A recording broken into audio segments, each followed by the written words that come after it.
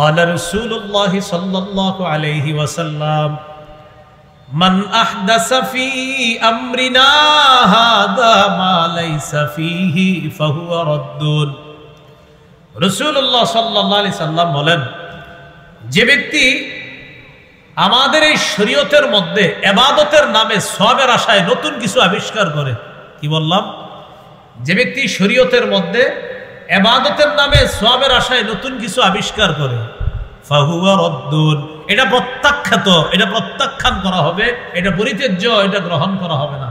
তাহলে শরীয়তের মধ্যে ইবাদতের নামে নতুন কিছু কেউ যদি অনুপ্রবেশ ঘটায়, এটা বেদাত। বলেন এটা কি? বেদাত। ইমাম মালিক রাহমাতুল্লাহি আলাইহির ঐতিহাসিক বক্তব্য, তিনি বলেন, মান ইবতাদা ফিল ইসলামি বিদআতান ইয়ারাহা হাসানা জামা আন্না মুহাম্মাদান খানার রিসালা فإن الله سبحانه وتعالى قال اليوم أكملت لكم دينكم وأتممت عليكم نعمتي ورضيت لكم الإسلام دينا। ইমাম মালিক বলেন, কেউ যদি ইসলামের মধ্যে নতুন কোনো বেদাত সৃষ্টি করে, ইয়ারাহা হাসানা, আর এই বেদাতকে সে যদি উত্তম মনে করে, অনেকে বেদাতি কাজ করে আর কইরা বলে কি, নবীর প্রেমে কোনো দলিল লাগে না। কি বলে? নবীর প্রেমে কোনো কি লাগে না? দলিল লাগে না। কাজ করে বেদাতি, কিছু বলবেন, বলবে নবীর প্রেমে দলিল লাগে না, এরকম বলবে। তো দেখেন কি বলতেছে ইমাম মালিক, বলে মান ইবতাদা ফিল ইসলামি বিদআতান ইয়ারাহা হাসানা, কেউ যদি ইসলামের মধ্যে বেদাত আবিষ্কার করে, বেদাত সৃষ্টি করে, আর এটারে সে যদি উত্তম মনে করে এটা আমার আবেগ, এটা আবেগী কাজ, এটা ভালো কাজ, উত্তম মনে করে, জামা আন্না মুহাম্মাদান খানার রিসালা, ওই ব্যক্তি কেমন যেন এই দাবি করতে চায় যে মুহাম্মদ সাল্লাল্লাহু আলাইহি সাল্লাম তার দায়িত্ব পালনে খেয়ানত করেছে, ত্রুটি করেছে। নবী আমাদের জন্য ইসলাম ধর্ম যেটা রেখে গিয়েছেন, এখানে পূর্ণাঙ্গ না অপূর্ণাঙ্গ? তো যেই ব্যক্তি ইসলামের মধ্যে বেদাত সৃষ্টি করে আর বলে এটাকে উত্তম, তাহলে সে কেমন যেন বলতে চায় মুহাম্মদ সাল্লাল্লাহু আলাইহি সাল্লাম পূর্ণ করে যেতে পারে নাই, তাই সে পূর্ণ করছে। তো ইমাম মালিক বলেন, ইসলামের মধ্যে কেউ বেদাত সৃষ্টি করে আর এটাকে সে যদি উত্তম মনে করে, কেমন যেন সে এই দাবি করতেছে যে মুহাম্মদ সাল্লাল্লাহু আলাইহি সাল্লাম তার রিসালাতের যে দায়িত্ব, এই দায়িত্ব পালনে খেয়ানত করেছে। দিল থেকে বলি নাউজুবিল্লাহ। অথচ আল্লাহ তাআলা ঘোষণা দিয়েছেন, আল ইয়াউমা আকমালতু লাকুম, আজ আমি তোমাদের জন্য দিনকে পরিপূর্ণ করে দিলাম। আল ইয়াউমা, আজ আকমালতু, পরিপূর্ণ করে দিলাম, লাকুম, তোমাদের জন্য, দীনাকুম, তোমাদের ধর্ম ইসলামকে পরিপূর্ণ করে দিলাম। এখন আপনারা বলেন, নবীজি কি পূর্ণাঙ্গ দিন রেখে গিয়েছেন? এটার মধ্যে কেউ যদি নতুন কিছু আবিষ্কার করে আর যদি এটাকে উত্তম মনে করে, এটাকে আমরা গ্রহণ করব না প্রত্যাখ্যান করব? আল্লাহ আমাদেরকে বুঝার তৌফিক দান করেন। এবার আমরা জানবো বেদাতের ভয়াবহতা। বলেন কি জানবো? সবাই বলেন কি জানবো? বেদাতের ভয়াবহতা। বেদাতের ভয়াবহতা, এক নম্বর ভয়াবহতা, মাদানী সাহেব আসতেছে, মাশাআল্লাহ, তাকবীর দেন। নারে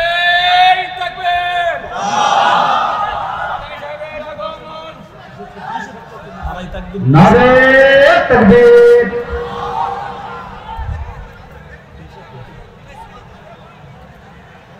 ঠিক আছে ভাই, বসি।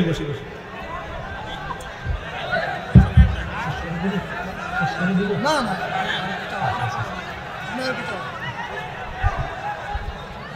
আমি জানাম। আচ্ছা দেখুক, সবাই দেখুক একটু।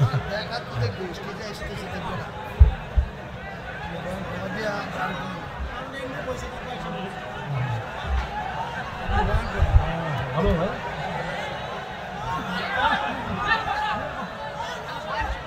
এখানে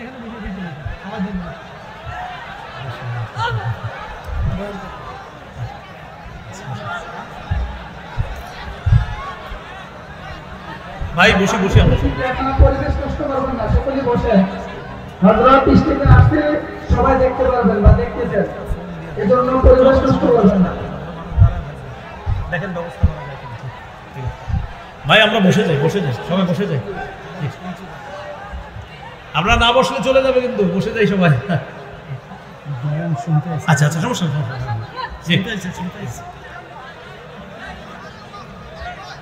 আমরা বসি বসি একটু খামোশ হয়ে যাই। বেদাতের ভয়াবহতা। ক্যামেরাম্যান ভাইরা বসে বসে বসে বসে বসেছে বসেছে বসেছে বসেছে। বেদাতের ভয়াবহতা। বেদাতের 1 নম্বর ভয়াবহতা,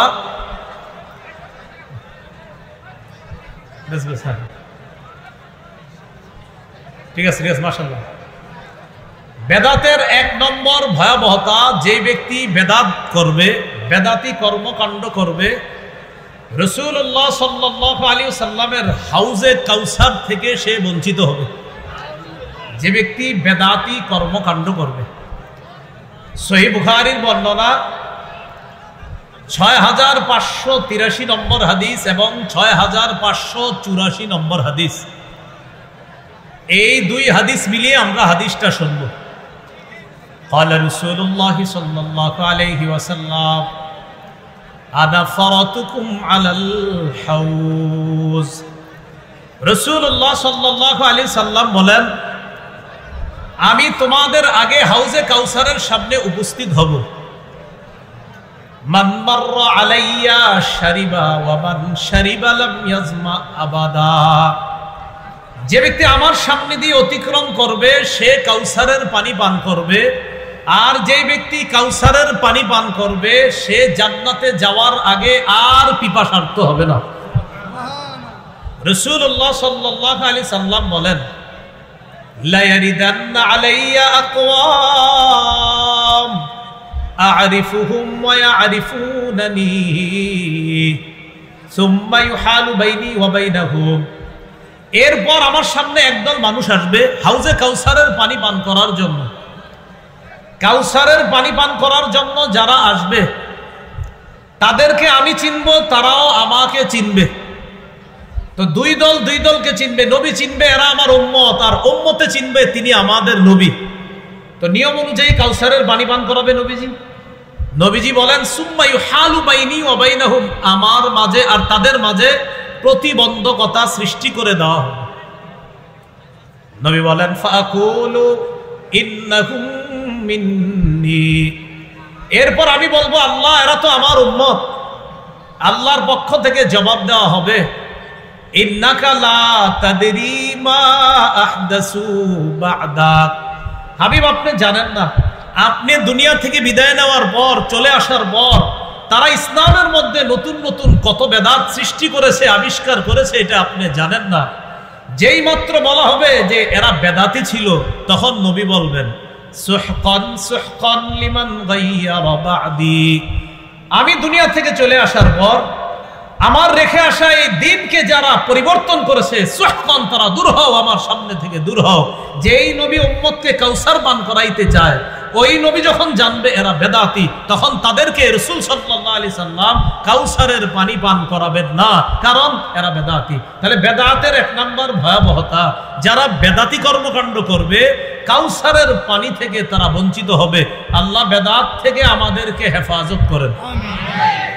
2 নম্বর ভয়াবহতা, বেদাতি কাজ না ছাড়া পর্যন্ত তওবা নসিব হবে না। এটা একটু বলেন সবাই, বলেন বেদাতি কাজ না ছাড়া পর্যন্ত তওবা নসিব হবে না। বেদাতি কাজ যতক্ষণ না ছাড়বে ততক্ষণ সে তওবা এটা করবেই না, তার তওবা কবুল হবে না। শর্ত বেদাতি কাজ ছাড়তে হবে। দলিল সহিহুত তারগীব নামে হাদিসের একটা কিতাব আছে, এই কিতাবের 54 নম্বর হাদিস। এই হাদিসে আছে, قال رسول الله صلى الله عليه وسلم إن الله حجب التوبة عن كل صاحب بدعة حتى يدع بدعته। রাসূলুল্লাহ সাল্লাল্লাহু আলাইহি সাল্লাম বলেন, নিশ্চয় আল্লাহ তাআলা প্রত্যেক বেদাতি তার বেদাতি কর্মকাণ্ড না ছাড়া পর্যন্ত তার তওবা আল্লাহ কবুল করবে না, যতক্ষণ সে বেদাতি কাজ না ছাড়বে। কোন ব্যক্তি বেদাতি কাজ করেন আর বলতেছেন আল্লাহ মাফ করো মাফ করো মাফ করো, আল্লাহ মাফ করবে না বেদাতি কাজ না ছাড়া পর্যন্ত, আগে ছাড়তে হবে। এই হলো বেদাতের 2 নম্বর ভয়াবহতা।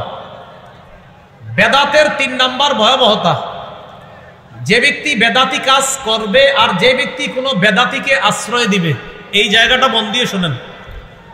যেই ব্যক্তি কোনো বেদাতি কর্মকাণ্ড করবে অথবা কোনো বেদাতিকে আশ্রয় দিবে, উভয়ের উপর আল্লাহর অভিশাপ, ফেরেশতাদের অভিশাপ, দুনিয়ার সকল মানুষের অভিশাপ। সহিহ বুখারীর বর্ণনা 3172 নম্বর হাদিস। এই হাদিসের মধ্যে আছে قال رسول الله صلى الله عليه وسلم من أحدث فيها حدثا أو آوى محدثا فعليه لعنة الله والملائكة والناس أجمعين। যে ব্যক্তি বেদাতি কাজ করলো আর যে ব্যক্তি কোনো বেদাতিকে আশ্রয় দিল, একটা হলো বেদাতি কাজ নিজে করলেন, আরেকটা কোনো বেদাতিকে খানকা বানানোর সুযোগ করে দিলেন। এক বেদাতির জন্য আপনি জমিন ছেড়ে দিচ্ছেন নিজের, হযরত আপনি এখানে খানকা বানান, খানকা বানায় বেদাত সাপ্লাই দেন। এক তো হলো নিজে বেদাত করে, আরেক হলো কোনো বেদাতিকে আশ্রয় দেয়। উভয় শ্রেণীর উপর আল্লাহর অভিশাপ, ফেরেশতাদের অভিশাপ, সকল মানুষের অভিশাপ। এ হলো বেদাতের 3 নম্বর ভয়াবহতা। বেদাতের 4 নম্বর ভয়াবহতা, বেদাতের কারণে সুন্নত উঠে যায়। একটা বেদাত করবেন, একটা সুন্নত উঠে যাবে। ভাই, এটা খুব গুরুত্বপূর্ণ কথা। একটা বেদাত করবেন, এই এলাকার একটা সুন্নত উঠে যাবে। বেদাতের এ হলো আপনার 4 নম্বর ভয়াবহতা। ইবনে মাজাহ 2865 নম্বর হাদিস, 2865।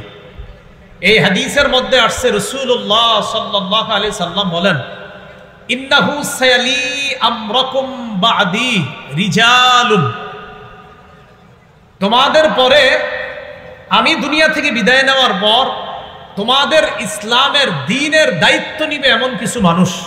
আমি নবী বিদায় নেওয়ার পর তোমাদের ইসলাম ধর্মের দায়িত্বশীল হবে এমন কিছু মানুষ। বুঝাইবে, হ্যাঁ ইসলাম ধর্মের অনেক কিছু, এরকম বুঝাবে। এমন মানুষ দায়িত্ব নিবে, যেই মানুষগুলা কি করবে, ইউতফিউনা সুন্নাহ, সুন্নাহকে মিটাইয়া দিবে। কি করবে? সুন্নাহকে মিটাইয়া দিবে। ওয়ায়ুহদিসুনা বিদআতান, বিদআত আবিষ্কার করবে।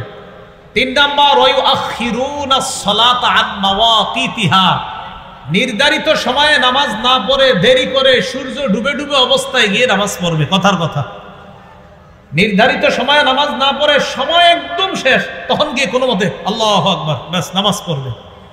তাহলে তোমাদের পরে এমন কিছু লোক দ্বীনের দায়িত্বশীল হবে। আল্লাহ আমাদেরকে হেফাজত করেন। যারা আমরা আলোচনা করি, বিশেষ করে দেখেন আমাদের আলোচনা করার ফাঁকে যাইতে আসতে নামাজ থাকে, তো সাবধানতা অবলম্বন করা দরকার, যেন এমন না হয় যে আমি দ্বীনের এই দায়িত্ব পালন করতে গিয়ে আল্লাহর আমি কোনো বিধানকে ইচ্ছা করে আমি দেরি করতেছি, এটা যেন না হয়। তো নবীজি বলেন, তোমাদের ধর্মীয় দায়িত্ব নিবে এমন কিছু মানুষ, ইউতফিউনা সুন্নাহ, সুন্নাহকে মিটাইয়া দিবে। 2 নাম্বার, ওয়ায়ুহদিসুনা বিদআ, সুন্নাহ মিটাবে আর একটা বেদাত সৃষ্টি করবে। আর ওয়ায়ুআখিরুনা সলাতা আন মাওয়াকিতিহা, ওই দিনের দায়িত্বশীলরা নির্ধারিত সময়ে নামাজ না পড়ে কোনো মতে শেষ টাইমে গিয়ে কোনোভাবে নামাজ পড়বে। এই কথা নবীজি বলার পর আব্দুল্লাহ ইবনে মাসউদ রাদিয়াল্লাহু তাআলা আনহু বললেন, হুজুর এদেরকে যদি আমি পাই তাহলে কি করব? নবীর সাহাবী আব্দুল্লাহ ইবনে মাসউদ বললেন, হুজুর এই জাতীয় মানুষ যদি আমি পাই তাহলে কি করব? নবীজি ডাইরেক্ট বলে দিলেন, লাইসা তাআতুন লিমান আসাল্লাহ, যে আল্লাহর নাফরমানি করে তার কথা শোনার কোনো প্রয়োজন নেই, যে আল্লাহর নাফরমানি করে তার আনুগত্য করার কোনো প্রয়োজন নাই। এই হলো ভাই বেদাতের ভয়াবহতা, সুন্নাহ মিটে যায় বেদাতের কারণে। আরেকটা হাদিস শুনেন, সুনানি দারিমিতে ইমাম দারিমি রহমতুল্লাহি আলাইহি আনছেন, মুকাদ্দিমার মধ্যে আনছেন, 94 নম্বর বর্ণনা। قال رسول الله صلى الله عليه وسلم মাবতাদা কওমুন, কোন সম্প্রদায় যখন বেদাতগিরি করে, বিদআতান ফি দীনিহিম, কোন সম্প্রদায় যখন তাদের ধর্মের মধ্যে একটা বেদাত চালু করে, কোন সম্প্রদায় যখন তাদের ধর্মে একটা বেদাত চালু করে, প্রিয় মুরাদনগর এলাকার ভাইয়েরা, আল্লাহর রাস্তে বলি, ভালো করে শোনেন, আপনাদের এই এলাকায় কেউ যদি একটা বেদাত নতুন করে শুরু করলো, ইল্লা নাযাআল্লাহু মিন সুন্নাতিহিম সুন্নাতা, আল্লাহ ওই এলাকা থেকে একটা সুন্নত উঠায় আনে। একটা বেদাত করবে, একটা সুন্নত উঠায় আনে। এই জন্য এই এলাকায় যদি সম্মিলিত কোনো বেদাত চালু হয়, এলাকার ওলামা হযরতরা সম্মিলিতভাবে ওই বেদাতকে প্রতিহত করতে হবে।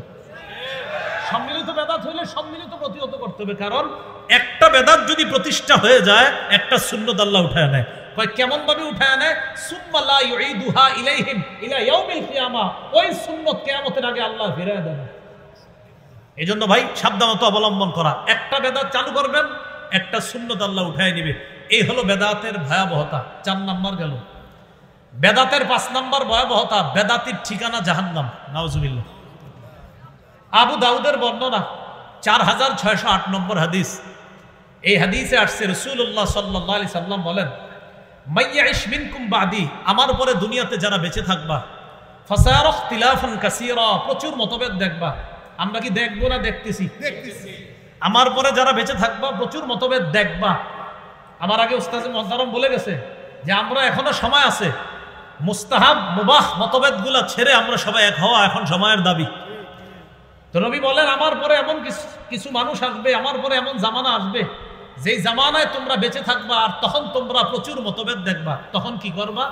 আলাইকুম বিসুন্নতি, আমার সুন্নাত আঁকড়ে ধরবা, ওয়া সুন্নাতিল খুলাফায়ে রাশিদিন আল মাহদিয়িন, আমার হেদায়েত প্রাপ্ত সাহাবাদের সুন্নাত আঁকড়ে ধরবা। আমাদের অনেক ভাইয়েরা মাশাআল্লাহ মহব্বত করি তাদেরকে, তারা শুধু নবীর সুন্নাত আঁকড়ে ধরে, কিন্তু নবী এটাও বলছে খোলাফায়ে রাশিদার সুন্নাতটা আঁকড়ে ধরতে হবে। এই জায়গাটা কেন আঁকড়ে ধরি না ভাই? যেমন জুমার আজান দুইটা, একটা নবীর সুন্নত আর একটা হযরত ওসমান গনির সুন্নত। হযরত ওসমানের সুন্নত যে ধরতে হবে এটাও তো নবী বলে দিলেন। নবী তো বললেন আমার সুন্নত আঁকড়ে ধরো, আর আমার খোলাফায়ে রাশেদা, হেদায়েত প্রাপ্ত খোলাফায়ে রাশেদা, তাদের সুন্নত আঁকড়ে ধরো। তো প্রধান যে 4 খলিফার মধ্যে হযরত ওসমান আসেনি, হযরত ওসমানের সুন্নত আল্লাহ রাসূল আঁকড়ে ধরতে বললেন। এই জন্য আমরা ঝগড়া করবো না। 2 আজান সুন্নাহ, এটা ঝগড়ার বিষয় না, এটা বুঝার বিষয়। আল্লাহ আমাদেরকে বুঝার তৌফিক দান করেন। নবী বললেন আদ্দু আলাইহা বিন নওয়াজিস, মারির দাঁত দিয়ে আঁকড়ে ধরবা, মারির দাঁত দিয়ে আঁকড়ে ধরবা। এরপরে নবীজি বললেন ইয়াকুম ওয়াল মুহদাসাত, নতুন নতুন আবিষ্কার করা থেকে তোমরা বাঁচো। ফাইন্না কুল্লা মুহদাসাতিন বিদআ, প্রত্যেক নতুন আবিষ্কার যেটা দিনের মধ্যে হবে এটা বেদাত। এটা হলো আবু দাউদের বর্ণনা। নাসাইর বর্ণনায় আছে ওয়া কুল্লা মুহদাসাতিন বিদআ ওয়া কুল্লা বিদআতিন দালালা, প্রত্যেক নতুন আবিষ্কার বেদাত, আর প্রত্যেক বেদাতের ঠিকানা হলো জাহান্নাম। বলি নাউজুবিল্লাহ। কুল্লা মুহদাসাতিন বিদআ ওয়া কুল্লা বিদআতিন দালালা ওয়া কুল্লা দালালাতিন ফিন্নার। নাসাইতে যদি ইন্না সারা পড়েন তাহলে কুল্লু মুহদাসাতিন বিদআ ওয়া কুল্লু বিদআতিন দালালা ওয়া কুল্লু দালালাতিন ফিন্নার। আল হুরফুল মুশাব্বাহা বিল ফিল যদি আনা হয় আবু দাউদেরটা ইন্না, তাহলে হবে আপনার সবগুলা জবর, না আনা হলে হবে পেশ। তো কুল্লু বিদআতিন দালালা, প্রত্যেক বেদাত পথভ্রষ্টতা, ওয়া কুল্লু দালালাতিন ফিন্নার, প্রত্যেক পথভ্রষ্টতার ঠিকানা হলো জাহান্নাম। অর্থাৎ দেখেন, পথভ্রষ্টতার ঠিকানা জাহান্নাম। কয় পথভ্রষ্টকে? কয় যে বেদাতি। কয় বেদাতিকে? কয় দিনের মধ্যে যে নতুন আবিষ্কার করছে, যে নতুন কিছু আবিষ্কার করলো সে কি? বেদাতি। বেদাতি কি? কয় পথভ্রষ্ট। পথভ্রষ্ট ঠিকানা কোথায়? জাহান্নাম। আল্লাহ আমাদেরকে হেফাজত করেন। এইগুলো কুল হাল নুনাব্বিউকুম বিল আখসারিনা আমালার উপর আলোচনা। ওই সূরা কাহফের 103 নাম্বার 104 নাম্বার যে আয়াতগুলো বললাম। এবার আসি, কবর কেন্দ্রিক কিছু বেদাত করে আমাদের অনেক মুসলমানরা। কি কেন্দ্রিক? এই কবর কেন্দ্রিক বেদাত শিরিক পর্যন্ত পৌঁছায় দেয়। আমাদের রফিকুল ইসলাম মাদানী অনেক দূরে যাবে, কিন্তু নেত্রকোনা যাবে। আবার মন ধরে বলতেছেন তো না, আসলে এটা অনেক সময় কি হয়, এটা তো আমাদেরও বুঝতে হবে, অনেক দূর থেকে আসে। কবর কেন্দ্রিক কিছু বেদাত করে, এই বেদাত শিরিক পর্যন্ত পৌঁছায় দেয়। এটা একটু মন দিয়ে শুনবো আমরা। কবর কেন্দ্রিক বেদাত, রাসূলুল্লাহ সাল্লাল্লাহু আলাইহি সাল্লামের একটা হাদিস আগে ভূমিকা স্বরূপ শুনি, এরপর আলোচনায় যাই। আবু দাউদের 4607 নম্বর হাদিস। এই হাদিসের মধ্যে নবীজি বলেন হালাকাল মুতানাত্তিউন, হালাকাল মুতানাত্তিউন, হালাকাল মুতানাত্তিউন, 3 বার বলছে। সীমালঙ্ঘনকারীরা ধ্বংস হোক, বাড়াবাড়িকারীরা ধ্বংস হোক, বাড়াবাড়িকারীরা ধ্বংস হোক, এটা নবীজি বললেন। এবার দেখেন কবর কেন্দ্রিক বাড়াবাড়ি কি হয়। কবর কেন্দ্রিক বাড়াবাড়িগুলো এমন পর্যায়ে পৌঁছে, ভালো মানুষদেরকে আমরা কবর কেন্দ্রিক বাড়াবাড়ি করি, ভালো মানুষদেরকে কেন্দ্র করে। শাহজালাল রহমতুল্লাহি আলাইহি দেশে ইসলামের দাওয়াত দিয়েছে, ওনার কবরকে কেন্দ্র করে বাড়াবাড়ি করে অনেকে, সেটা শিরিক পর্যন্ত যদি পৌঁছে যায়, ওই শিরিক হারাম। এই বেদাতকে আমরা কোনো মুসলমান প্রশ্রয় দিতে পারে না। শাহজালাল রহমতুল্লাহি আলাইহি তিনিও যদি আল্লাহ যদি তারে আইনা এই কর্মকাণ্ড দেখাইতেন, তো তার ওই আবেগী ভক্তদেরকে সর্বপ্রথম লাঠি পিটা করে সেখান থেকে বের করতেন। কারণ তিনি ইসলামের দাওয়াত নিয়ে আসছে এই দেশে। তার কবরকে, কবর এটা আমরা অবশ্যই বলি, কবর জিয়ারত করতে হবে, মাজার জিয়ারত করব, কোনো সমস্যা নেই, কিন্তু কবরকে কেন্দ্র করে কোনো বেদাত এটা আমরা করব না। যারা করবে তাদেরকে আমরা প্রশ্রয় দিব না, দিতে পারি না। এই জন্য জানেন আমাদেরকে অনেকে ভুল বুঝে, কি কয় জানেন, এরা আল্লাহ ওলির বিরোধী, এরা মাজার বিরোধী। বিষয়টা এমন না, আমরা এখন আল্লাহর ওলির বিরোধী না, আমরা কবর জিয়ারতের বিরোধী না, আমরা মাজার জিয়ারতের বিরোধী না, আমরা বিরোধী বেদাতের। আল্লাহ বুঝার তৌফিক দান করুন। সহিহ বুখারীর বর্ণনা 427 নম্বর হাদিস। নবীজির 3 বিবি, দেখেন মজার ব্যাপার, এই হাদিসে 3 বিবির কথা। হাদিসের বর্ণনাকারী আম্মা জান আয়েশা সিদ্দিকা, যাদের ব্যাপারে বর্ণনা এরও নবীর আরো 2 বিবি, উম্মে হাবিবা, উম্মে সালমা। সুবহানাল্লাহ। বুখারীর বর্ণনা 427 নম্বর হাদিস। আম্মা জান আয়েশা সিদ্দিকা বলেন, আন্না উম্মে হাবিবা ওয়া উম্মে সালামা, উম্মে হাবিবা এবং উম্মে সালামা তারা দুইজন, এরা কি করছে, এই দুইজন যাকারাতা কানিসাতান, এই দুইজন একটা গির্জার কথা উল্লেখ করেছে। উম্মে হাবিবা উম্মে সালামা এই দুইজন একটা গির্জার কথা উল্লেখ করেছে, একটা গির্জা তারা দেখছে। এই গির্জাটা কি, কোথায়, বিল হাবাসা, হাবশায়, একটা গির্জা হাবশায়। আচ্ছা ভালো কথা, তো এখানে গির্জা হাবশায়, তো সমস্যা কি? তো তারা গির্জায় যে হাবশায় যে গির্জা দেখছে, দেখার পর দেখছে ফিহা তাসাবির, ওই গির্জার মধ্যে অনেক ছবি, অনেক মূর্তি। হাবশায় একটা গির্জা দেখছে, গির্জার মধ্যে ছবি, মূর্তি। ফাযাকারাতা লিন-নবী সাল্লাল্লাহু আলাইহি সাল্লাম, ব্যাপারটা আল্লাহ রাসূলকে জানাইলেন, হুজুর হাবশায় একটা গির্জা দেখলাম, গির্জার মধ্যে কিছু ছবি দেখলাম, ভালো মানুষের ছবি, ঘটনা কি? নবীজি বললেন, শোনো, ইন্না উলাইকা ইযা কানা ফীহিমুর রাজুলুস সালিহু ফামাতা বানাউ আলা কবরিহি মাসজিদা। প্রতি জামানার মানুষের নিয়ম ছিল, এই তাদের মধ্যে কোনো ভালো মানুষ যদি মারা যায়, ওই ভালো মানুষ মারা যাওয়ার পর তারা ওই ভালো মানুষের কবরের উপর একটা সেজদার স্থান বানাইতো, বলি নাউজুবিল্লাহ। বানানোর পর অসগরু ফীহি তিলকা সুওয়ার, বানানোর পর ওই ভালো মানুষদের কিছু ছবি, কিছু মূর্তি ওই সেজদার স্থান যেখানে মসজিদ বানাইতো, যেখানে এটার ভিতরে স্থাপন করতো। নিচে শোয়া কারা? বুজুর্গরা, উপরে তাদের ছবি। নিচে কবর হলো বুজুর্গদের, ভালো মানুষদের, উপরে আবার তাদের ছবি, এগুলো মসজিদে লাগাই রাখতো, মূর্তি বানায় মসজিদে স্থাপন করে রাখতো। রাসূলুল্লাহ সাল্লাল্লাহু আলাইহি সাল্লাম বলেন, উলাইকা শিরারুল খালকি ইনদাল্লাহি ইয়াউমাল কিয়ামা, তারা হলো কিয়ামতের ময়দানে সৃষ্টির সবচেয়ে নিকৃষ্ট হবে, বলি নাউজুবিল্লাহ।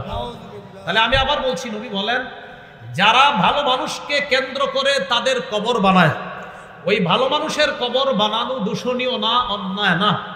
কবর বানানোর পর সেটার উপর যদি কোনো মসজিদ বানায় আর ওই মসজিদের মধ্যে মূর্তি, ছবি ইত্যাদি স্থাপন করে, আল্লাহ রাসূল বলেন এরা কিয়ামতের ময়দানে সবচেয়ে নিকৃষ্ট সৃষ্টি হবে, নাউজুবিল্লাহ।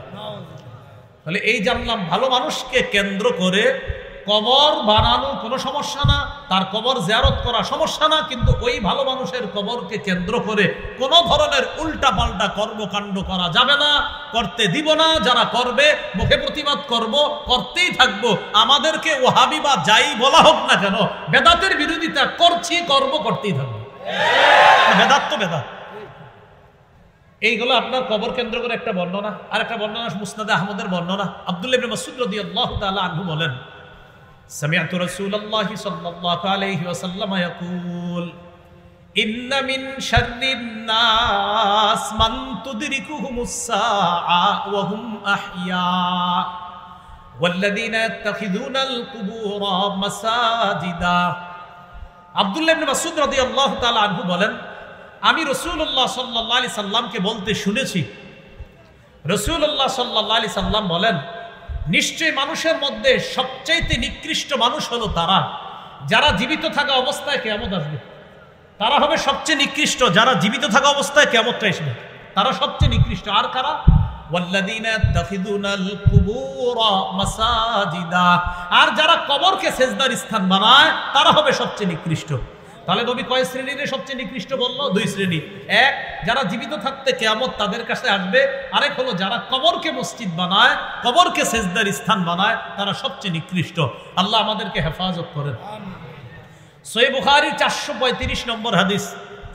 এই হাদিসটি মন দিয়ে শুনি। নবী ইন্তেকাল করার সময়, লাম্মা নুজিলা বিরাসূলিল্লাহি সাল্লাল্লাহু আলাইহি ওয়াসাল্লাম, আল্লাহ নবী যখন ইন্তেকাল করবে মুমূর্ষ অবস্থা, কানা ইয়াতরাহু খাবিসাতান আলা ওয়াজহিহি, নবী তার মুখের উপর একটা কাপড় দিছে, ইন্তেকালের সময় মুখের উপর একটা কাপড় দিছে, খামিসাতান আলা ওয়াজহিহি, মুখের উপর একটা কাপড়, নবীজি এই মুখের উপর একটা কাপড় দিছে, ইন্তেকাল করবে ওই সময় মুখে একটা কাপড় দিছে। ভাই খুব মন দিয়ে এই জায়গাটা, ফাইদা তাম্মা, নবীজি যখন মুমূর্ষ অবস্থা, কঠিন শ্বাস যায় যায়, প্রাণটা বের হবে হবে নবীর, ওই মুহূর্তে কাশাফাহা আন ওয়াজহিহি, কাপড়টা চেহারা থেকে সরাইছে, চেহারা মুবারকের উপর কাপড়টা দিস, নবীজির প্রাণ যাবে যাবে ওই মুহূর্তে চেহারা মুবারক থেকে কাপড়টা সরিয়েছে। সরানোর পর রাসূলুল্লাহ সাল্লাল্লাহু আলাইহি সাল্লাম বললেন, লা'নাতুল্লাহি আলাল ইয়াহুদি ওয়ান নাসারা, ইহুদিদের উপর অভিশাপ, খ্রিস্টানদের উপর আল্লাহর অভিশাপ, ইহুদিদের উপর আল্লাহর অভিশাপ। কয় কেন? ইত্তাখাযু কুবুর আমবিয়াইহিম ওয়া সালিহিহিম মাসাজিদা, এরা তাদের নবীদের আর নেককার মানুষদের কবরকে তারা সিজদার স্থান বানিয়েছে, তাদের উপর আল্লাহর অভিশাপ, তাদের উপর আল্লাহর অভিশাপ। ইহুদিরা তাদের নবীদের কবরকে সিজদার স্থান বানিয়েছে, খ্রিস্টানরা তাদের নবীদের কবরকে সিজদার স্থান বানিয়েছে, ভালো মানুষদের কবরকে সিজদার স্থান বানিয়েছে, তাদের উপর আল্লাহর অভিশাপ। এই কথা বইলা ইউহাজ্জিরু মা সানাউ, তারা যা করে এটা যেন আমার উম্মত না করে, মুমূর্ষ অবস্থা, রাসূল ইন্তেকাল করবে করবে ওই মুহূর্তে এই কথা বলে গেছে। হ্যাঁ, কত গুরুত্ব, চেহারা কাপড় সরায় বলতেছে, এই শোনো শোনো, ইহুদিদের উপর অভিশাপ, খ্রিস্টানদের উপর অভিশাপ, তারা নবীর কবরকে সেজদার স্থান বানাইছে। কি বুঝাইছে? আমিও ইন্তেকাল করব, আমার কবরে কিন্তু এরকম বানাইব না। নবীজি বুঝাই গেছে। এইগুলো আপনার আরেকটা বুঝলাম, কবর সম্মান করি, কবর জিয়ারত করি, কবর জিয়ারতের পক্ষে আমরা, আল্লাহর ওলিদের পক্ষে আমরা, আল্লাহর ওলিদের কবর এর জিয়ারত করব, কোনো সমস্যা নাই। কিন্তু এটা কেন্দ্র করে বেদাতের বিরুদ্ধে আমরা আছি, থাকবো, এতে আমরা কোনো আপোষ করব না। বেদাত বেদাত, এটাতে আপোষ করার সুযোগ নাই। এবার আরেকটা হাদিস শুনেন, সহিহ মুসলিমের বর্ণনা, 1075 নম্বর হাদিস, পকেটের মোবাইল অনুযায়ী, মানে কি মোবাইলে হাদিস মিলায় অনেকে, ওই অনুযায়ী 1075, যদি ওটা না বললে কিচ্ছু হবে না, এমনি বলে দিলাম, ফাও মিলেন। আর মাদ্রাসার পাঠ্যপুস্তক অনুসারে 532 নম্বর হাদিস, আমাদের মাদ্রাসায় যে পাঠ্যপুস্তক এটা ইন্টারন্যাশনাল ভাবে ফলো করা হয়, আর আপনারা মোবাইলে যে উস্তাদ ওইটাতে 1075। এই হাদিসের মধ্যে আসছে নবী ইন্তেকালের 5 দিন আগে, কয়দিন আগে, মানে ইন্তেকালের 5 দিন আগে আল্লাহ রাসূল সাল্লাল্লাহু আলাইহি সাল্লাম বলে যাইতেছেন 5 দিন আগে। হাদিসের বর্ণনাকারী জুনদুব রাদিয়াল্লাহু তাআলা তিনি বলেন, আমি নবীকে ইন্তেকালের 5 দিন আগে বলতে শুনেছি, ইন্নী আবরাউ ইলাল্লাহ বিন আইয়াকুনা লাকুম খলিল। রাসূলুল্লাহ সাল্লাল্লাহু আলাইহি সাল্লাম বলেন, আমি আল্লাহর কাছে মুক্ত, মিন আইয়াকুনা মিনকুম খলিল, তোমাদের মধ্যে কেউ আমার খলিল হওয়া থেকে আমি আল্লাহর কাছে মুক্ত, মানে মানুষের মধ্যে আমার অন্তরঙ্গ বন্ধু নাই। নবীজি বলতেছে ইন্তেকালের 5 দিন আগে। কেন অন্তরঙ্গ বন্ধু নাই? ফাইন্নাল্লাহা ক্বাদ ইত্তাখাযানি খলিলা কামা ইত্তাখাযা ইব্রাহিমা খলিলা, কেননা আল্লাহ তাআলা ইব্রাহিম নবীকে যেমন খলিল হিসাবে গ্রহণ করেছে, আমাকেও তার খলিল হিসাবে গ্রহণ করেছে। তাহলে খলিল কয় নবী হইল? আমরা খালি বলি ইব্রাহিম খলিলুল্লাহ, না, মুহাম্মদ সাল্লাল্লাহু আলাইহি সাল্লামও খলিলুল্লাহ, আবার হাবিবুল্লাহ। তাহলে নবী ইন্তেকালের 5 দিন আগে বলে আমার কোনো খলিল নাই মানুষের মধ্যে, কারণ ইব্রাহিম নবীকে আল্লাহ যেমন অন্তরঙ্গ বন্ধু বানাইছে, আমাকেও তেমন বানাইছে। খলিল অর্থ অন্তরঙ্গ বন্ধু। ইব্রাহিম নবীকে যেমন আল্লাহ খলিল হিসাবে গ্রহণ করেছে, আমাকেও খলিল হিসাবে গ্রহণ করেছে। শোনো, লাউ কুনতু মুত্তাখিজান মিন উম্মতি খলিলা লাত্তাখাযতু আবু বকরিন খলিলা, আমার উম্মতের কাউরে যদি আমি অন্তরঙ্গ বানাইতাম, আমি তো বানাই নাই, যদি অন্তরঙ্গ বন্ধু কাউকে বানাইতাম তাহলে আবু বকরকে আমি অন্তরঙ্গ বন্ধু তথা খলিল হিসাবে গ্রহণ করতাম। কিন্তু আমাদের নবীর কোনো খলিল নাই মানুষের মধ্যে। বলেন তো নবী কার খলিল? এই কথাটা ইন্তেকালের কয়দিন আগে বলছে। এরপর নবী বললেন, আল্লাহ শোনো, ওয়া ইন্না মান কানা ক্বাবলাকুম, শোনো তোমাদের পূর্ববর্তী জাতি কি করছে, ইত্তাখাযু কুবুর আমবিয়াইহিম ওয়া সালিহিহিম মাসাজিদা, তারা তাদের নবীদের কবরকে আর নেককার মানুষের কবরকে সিজদার স্থান বানিয়েছে। আলা ফালা তাত্তাখিজুল কুবুর মাসাজিদা, শোনো আমি নবী তোমাদেরকে বলে যাচ্ছি, তোমরা কবরকে সিজদার স্থান বানাবা না। আল্লাহ আমাদের সকলকে কথাগুলো বুঝার তৌফিক দান করেন। কবরকে কেন্দ্র করে মেলা বসা যাবে না। বলেন কি বসানো যাবে না? মেলা বসানো যাবে না কবরকে কেন্দ্র করে। দলিল আবু দাউদের বর্ণনা 2042 নম্বর হাদিস। এই হাদিসে রাসূল সাল্লাল্লাহু আলাইহি সাল্লাম বলেন, قال رسول الله صلى الله عليه وسلم لا تتخذوا بيوتكم قبورا ولا تتخذوا قبري عيدا وصلوا علي فإن صلاتكم تبلغني حيث كنتم। রাসূলুল্লাহ সাল্লাল্লাহু আলাইহি সাল্লাম বলেন, লা তাত্তাখিযু বুয়ুতাকুম কুবুরা, তোমরা তোমাদের বাড়ি ঘরগুলোকে কবরস্থান বানাও না। তোমরা তোমাদের ঘরগুলোকে কবর বানাও না। ঘর কবর হয় কেমনে মনে রাখবেন, নফল নামাজ না পড়লে, কোরআন তেলাওয়াত না করলে, তাসবিহ না পড়লে, জিকির না করলে, সুবহানাল্লাহ না পড়লে ওই ঘর কবরের মতো হয়ে যায়। নবী বললেন, লা তাত্তাখিযু বুয়ুতাকুম কুবুরা, তোমরা তোমাদের ঘরগুলোকে কবর বানাও না। তাহলে নফল নামাজ ঘরে বইলেন, মা বোনদেরকে কোরআন পড়তে বইলেন, একটু জিকির করতে বইলেন, ঘরটাকে কবর বানাইতে নিষেধ করবেন। এরপরে নবী বলেন, ওয়ালা তাত্তাখিযু কবরি ঈদা, আমার কবরকে তোমরা উৎসবের স্থান বানায়ো না, মেলার স্থান বানায়ো না। আমার কবরকে কেন্দ্র করে মেলা বসাবো না, নবী নিষেধ করলেন। আমাদের এই দেশে লম্বা সময়ব্যাপী মেলা হয়, লম্বা সময় কবরকে কেন্দ্র করে। নবী বললেন, ভাই বুঝার চেষ্টা করেন, কথাটা এইভাবে নিয়েন না, আরে হ্যাঁ কইলে হইব নাকি, আমি আমারটা করবো। আল্লাহর এরকম মানসিকতায় কথা শুনেন না। এই মানসিকতায় শোনেন, রাসূল বলছে, লা তাত্তাখিযু কবরি ঈদা, আমার কবরকে উৎসবের স্থান বানাও না, মেলার স্থান বানাও না। আমার কবরকে কেন্দ্র করে পৃথিবীর শ্রেষ্ঠ যিনি, এই জগতেও ওই জগতেও সব জগতে যিনি আল্লাহর পরে শ্রেষ্ঠ, তিনি বলছেন, আমার স্থানকে কেন্দ্র করে মেলা বসায় না। অতএব অন্য কোনো আল্লাহর ওলির কবরকে কেন্দ্র করে মেলা আমরা বসাইতে পারি না, ওই মেলায় যাইতে পারি না। যারা মেলার আয়োজন করে তাদেরকে সমর্থন করতে পারি না। এটা প্রতিবাদ করতে হবে, এটা বুঝান। আপনার এই এলাকার অনেক মানুষও যায়, বিভিন্ন ভাবে যায়, খোঁজ নিন, এদেরকে বুঝান, যাওয়া যাবে না। তাহলে কবরকে কেন্দ্র করে মেলা বসানো বলেন কি নিষেধ? বলেন, কবরকে কেন্দ্র করে মেলা বসানো কি নিষেধ? এই মেলা বসানো যাবে না। তাহলে আমরা এই জাতীয় কর্মকাণ্ড থেকে নিজেরা বেঁচে থাকবো, অন্যরাও যেন বেঁচে থাকে, আমরা এই জন্য চেষ্টা করব, বলি ইনশাআল্লাহ। তাহলে কবরকে কেন্দ্র করে মেলা বসানো যাবে না, কবরকে কেন্দ্র করে কোনো ধরনের বেদাত করা যাবে না। বেদাত করলে ওই বেদাত তাকে শিরিক পর্যন্ত পৌঁছে দেয়। এই জন্য আমরা কোনো ধরনের বেদাতি কর্মকাণ্ড নিজেরাও করব না, অন্যরা যদি করে তাকে বুঝিয়ে শুনে বেদাত থেকে আমরা বিরত রাখার চেষ্টা করব। প্রথম থেকে একটু বলি, নেক আমল করব, ঈমান রাখবো। ঈমানটাকে শিরিক মুক্ত রাখতে হবে, আমলটাকেও শিরিক মুক্ত রাখতে হবে। আমলে শিরিক কি? রিয়া করা, মানুষের দেখানো, আরো ইত্যাদি। এই আমলকেও শিরিক মুক্ত রাখা, আরেকটা বেদাত মুক্ত রাখা। তাহলে ইনশাল্লাহ জান্নাতে যাওয়া যাবে এবং আল্লাহর সাথে সাক্ষাৎ করা যাবে। আল্লাহ আমাদের সকলকে যে কথাগুলা শুনলাম, বললাম, আমার আগে যে কথাগুলা বলা হয়েছে, আমার পরে ইনশাল্লাহ রফিকুল ইসলাম মাদানী ভাই কথা বলবে, আরো অনেকে বলবেন ইনশাল্লাহ, তাদের কথাগুলো শুনে আমল করার তৌফিক দান। আপনারা দাঁড়াইছেন কেন? খারাপ দেখা যায়, বসে বসেন বসেন বসেন, এই বসেন বসেন বসেন। বসলে ওই মানুষ খেপে, বুঝুন না আপনারা, এটা বুঝেছেন না। আসসালামু আলাইকুম।